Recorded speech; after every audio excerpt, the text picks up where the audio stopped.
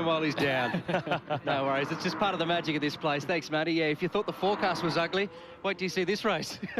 The Utes around the mountain in the morning. Exactly. And in years gone by, Matty, the V8 warm-up actually has been the first thing that we've done on race day at Bathurst, but we've switched it around this year and we've sent the Ute boys out, and that was before we knew what the weather was going to do as well. So let's have a look at the grid. Race 3, the final race of the weekend. Grant Johnson and George Madiki, they'll start from the front row. Leighton Cranbrook, the championship leader, he leads by 12 points coming into this race after a bit of a drama with Jack Elsgood yesterday. Yeah, Jack copped a bit of a penalty, a post-race drive-through equivalent, which has knocked him back in the field and really has just taken his championship just that little bit further away from him, unfortunately, in the penultimate round. So he slips a little further down. He's going to have to make up a lot of positions to try and wrangle this championship to the bitter end. He's never won one. There's been a couple of penalties given out from yesterday's event. Justin Van Twest picked up a time penalty added to his race time from race 2, so he'll start a little bit further back in the field.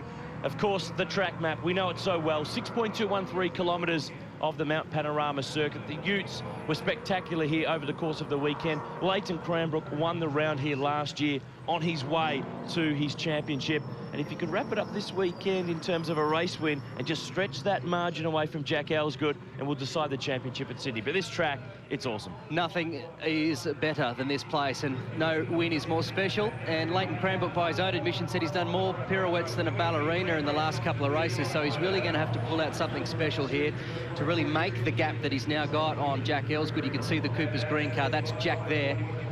And he is in the championship hunt if he can get his act together here today. At least the conditions are consistent throughout the mountain. I've had a good look, and there's nothing worse than when it's wet and dry. Coming over a blind crest around the corner of one of these and then finding out suddenly at the last second it's wet while the rest of the track is dry. It is completely damp the whole way around, but it will be still a very, very tricky set of circumstances.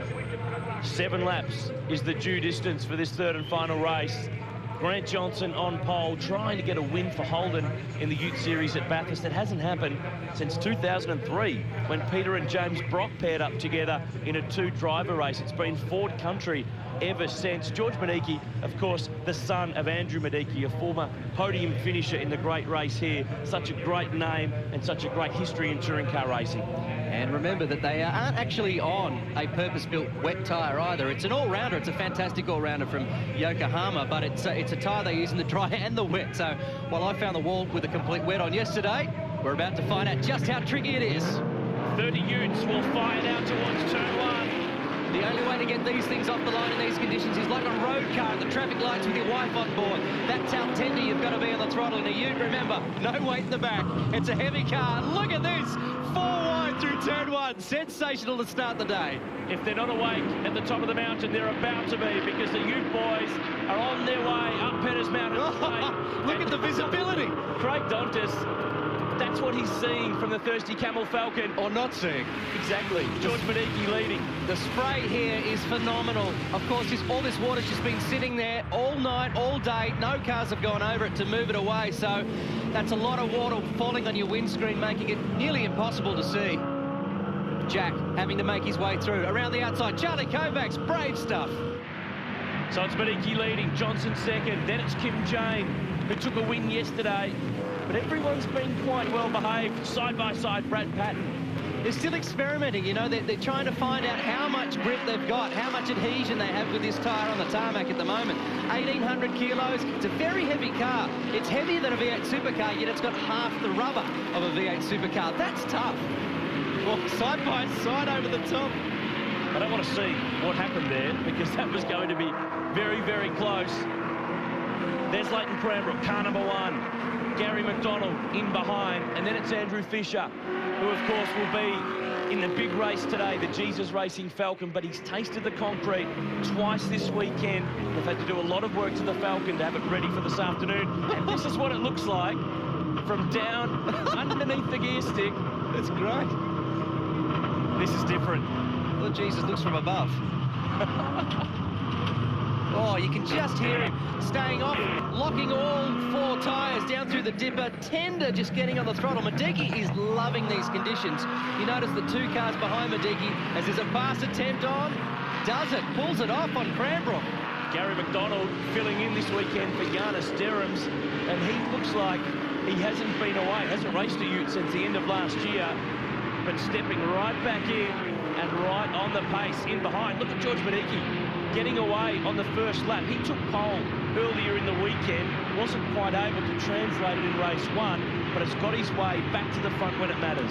He said that pole just meant so much to him. He felt like he'd kind of been hard done by throughout the championship so far and not taking one, and he jumped out of that car and was jumping up and down and hugged his old man who's been around this mountain so many times. And Alan Gow here, one of the great Australian expats in the UK, running, of course, the touring car category over there, is kind of coaching him a little bit as a mentor. So to do it in front of Gowie while he's here, of course, supporting James Courtney, meant a lot to him, and he loves the wet. Craig Dontis with a thirsty Camel Falcon. That's Ryle Harris. Just a little bit wide. Beautiful job, keep it smooth. The Coates High fly cam. Down at turn 1. And Madiki, what's going on here? He is right back in the pack. And Grant Johnson, who was second, is not anymore because he's put it straight into the concrete on the exit of turn 1. You're kidding. He wanted this win bad. He was fastest last year until there was a crash with Charlie Kovacs, and again, just when it mattered most, it's fallen apart for him. So Kim Jane is now the leader. Madiki has slipped somewhere back in the order. He's back to 4th. This is Fisher in 5th. So there's our leader, Kim Jane. So Madiki somewhere has had a drama and slipped back in the order. Must have been contact between the two, was it? No. And it happened before here. Johnson did this all by himself. Oh, no, he's just caught that painted ripple strip on the exit. A little too much gas, a little too much oversteer. Bang. A little too hungry to climb up that mountain and use all the horsepower that the Holtons have. And look at that. She's just collapsed the front end. There goes the chance for a round win at Bathurst. And he's got a damaged Grove Crew Juices Commodore Andrew Fisher slipping and sliding across the top of the mountain. And you can see it's still wet, but you can see on the racing line just starting to get a little bit of a groove to it. So you don't want to step off that. The SS Induction's in car with Craig Dontis, so making a pass can be really risky. You can hear them just driving these things with their fingertips. It's really knife-edge kind of stuff. And like you said, there is just a couple of tyre tracks starting to appear on the racing line. So it's a brave man who wants to stick it down the inside and make a pass, because you're going to have to go offline. You can see them now on an edge. Guys, there's a few bleary eyes down here in the car 23 garage. The crew were here till 3:15 this morning repairing this car after the incident with Mark Winterbottom yesterday. Sam Walter says he's pretty unimpressed with the penalty that Mark Winterbottom received, but both Sam and Taz are fired up for today, and they'd like to say a big thanks to the TAFE guys, the volunteers who helped them out as well. Just a small crew here working hard, but they are ready to go today. Yeah, good to see, Bryony, that one of the wild cards for the big race this afternoon will be there. Sam Walter's got a broken toe out of that drama from yesterday, but I'm sure he won't be feeling it as he lines up for his first run in the 1000. This Ute race, though, have a look at these boys. Ryle Harris, Craig Dontis, and Glenn McNally, 6th, 7th, and 8th spot. You know what you don't want to be touching either is the white lines that just, you can see them just on the right and left of the tarmac. When you grab them, there is about a 50% grip loss compared to the normal tarmac. They're so slippery, so if you want a good run out of the corner, you can't run too wide, because you hit the white line, it just starts to bag up, and then it's just useless horsepower from that point on. Kim Jane's getting away. The margin, 1.8 seconds back to Gary McDonald, but the fastest man on the road, George Madiki, 252.9. He's about 2.5 seconds faster than Jane McDonald and Cranbrook, so he is still in this race. Look at McNally, sideways. Oh, look at the rest of them. They're all heading off down into town. Oh, they're starting to obviously find that there's just a little bit more traction to be found. Charlie Kovacs, Brad Patton in the Narellan Pools Falcon. They're asking a little too much of the traction that they've found. Obviously, they're experimenting a little bit, and it's not paying off for the odd ones there. You can see he's just belted in the back of another car. I think Charlie's copped it under brakes. Oh, that one wrong. Went to the inside, wasn't clear, and sends Charlie into the guardrail twice. And I reckon that one will get looked at. Yeah, it was a last-minute lunge, and he really didn't sort of make his own way through there cleanly. So, you know, Charlie's unfairly copped that one. And that'll be the end of his race. That would have collapsed the front right corner of that car as well. Charlie Schwerkolt, team co-owner of Jim Beam Racing. They've got a great chance today with their 2 cars just outside the top 10. Here are our leaders at the top of the mountain, and this is George Mediki. He's flying. He's caught up to Leighton Cranbrook. This is Jack Ellsgood. He's in 11th. See the oil that's on the windscreen there, so that's what they're also dealing with. Some of these cars are clearly just dropping some product onto the ground, and when that mixes with water, it's like ice. This is the problem we had yesterday. When it's on your windscreen, you find it very, very difficult to see your proper braking markers and even see the lights of the car in front. So, yeah, he's struggling there. He's obviously peering straight into the morning sun as well, so Jack's unable to do a thing. Mediki just having a look at the elbow on Cranbrook. This is going to be a great tussle. The eyes are on for Mediki. He says he loves these conditions. We know that Cranbrook has been a little vulnerable. We've seen a pass just earlier by Gary McDonald. So, can Mediki pull it off at the greatest place there is to race? In the final Ute race, where it matters more than anywhere. Kim Jane is just keeping in front at the moment. The Commodores are leading the way. Could that be an omen for this afternoon with the Super Cheap Auto Bathurst 1000? It's a famous name that leads on the mountain. Gary McDonald, though, has got a few dramas. Fans at the top of the mountain are not awake. And it can't be too much longer because the Ute boys have been getting stuck into it. And this man, George Mediki, he's on a charge. He's through on Leighton Cranbrook. The Super Cheap Auto Bathurst 1000 is coming up. But in the meantime, the Utes are giving us a fantastic entree to what is the biggest day in Aussie motor racing. And these 2 Falcon boys are going backwards and forwards, left and right, getting stuck into it for 2nd and 3rd. This is great. The heat is on, Aaron. He was sizing him up over the top of the mountain. They're struggling in the rising sun. They call it skyline for a reason. It is kind of blinding at the moment with this rain that's falling on their windscreens, and brilliant pass in tough conditions into the elbow.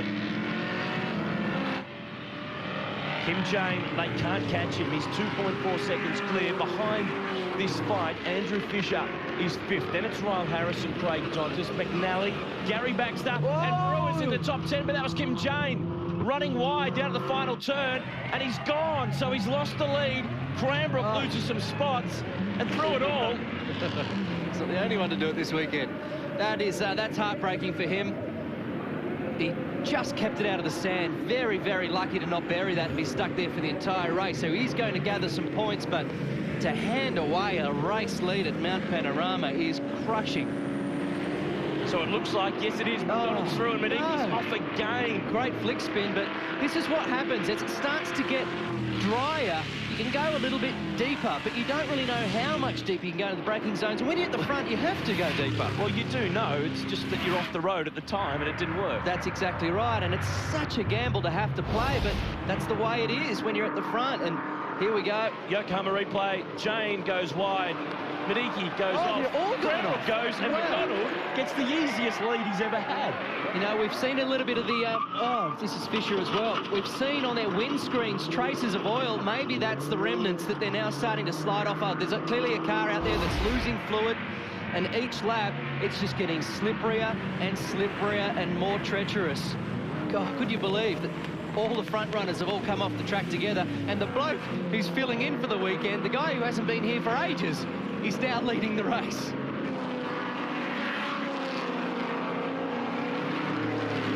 Well, boys, here in the Jim Beam Transporter with James Courtney and Steve Johnson as we build up to the great race. James, for you, do you feel something special about today? It's something special about waking up and coming here before it's the sun's come up, and to see the sunrise this morning, and waiting for Junior. We're going to do practice starts videos in here, but What? yeah, I'm committed. That was yesterday. We did it yesterday. But yeah, no, it's good. Stevie, what's the routine for you guys now? What do you do in the next couple of hours? Well, we just sort of chill out, try to, you know, not let the nerves get to us. And, you know, probably one of the most weirdest things to see is James naked getting changed in here before the race. It's really not something that I love waking up to, but... We're all glad we weren't here for that. I say to Steve, I'm just going to get changed, and about 2 seconds later, he times it perfectly, comes in always when I'm starting. This is way too much information. Who's starting the driving today? I was going to rock off, but I'll take it. Rock off. Oh! Steve, it is? Oh, no, we haven't got time for best of three. I'll take it. All right, James will do it. James will start. Thanks, boys. Have a good day. Cheers. Thanks, guys. It's a high-tech way to decide who's going to start the biggest and most important race of the year. Now, Steve, relaxed. His heartbeat's about 14 BPM. SS Induction's in car with Craig Dondas. He's fifth now after all of the dramas, but he's got George Medicki trying to make up spots for about the 800th time in this race. He's like a yo-yo in this one. He's having to do it all over again, isn't he? But he's still fast. He's taking time away from these guys, and he's not afraid to search for the grip. And look at the grip he's finding. Gee whiz, that is unbelievable. That's fantastic drive out the last corner. Great patience too, but Dondas wants it back. Gives him the room. Good driving, boys. And Roll Harris is just in front, trying to sneak across here, but he's not fast enough. And the Falcon's in the gap, and Medicki stands to gain. He is on the inside, which can be a slightly more difficult place to pull up because, of course, there's more water on the inside than there is on the racing line. You know, you just want to grab fistfuls of that throttle when you come up this big climb up the mountain. Don't even look in your mirrors.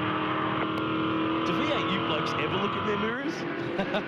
You don't know where the next hit's going to come from. Well, he hasn't got a left-hand passenger one. It's gone. Harris, Medicki, and Fisher. 5th, 6th and 7th. Ooh, this is great stuff. Dancing around under brakes in the rear.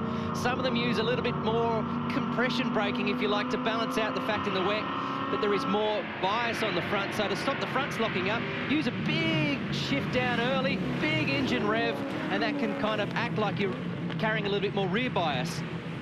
Engine builders love to hear him described like that. It sounds like you're strangling the engine, but it's a great way to actually try to improve your braking in tough conditions like this. Kim Jane is a master of it, and the others are starting to learn that around places like here it can really decrease your lap time.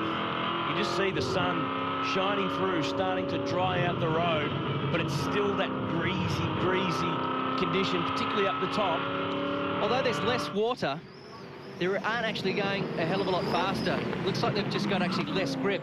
So that must be a combination of fluid down on the track, and you can hear them understeering through the dipper, which is scary because you've got a wall straight on the outside staring at you.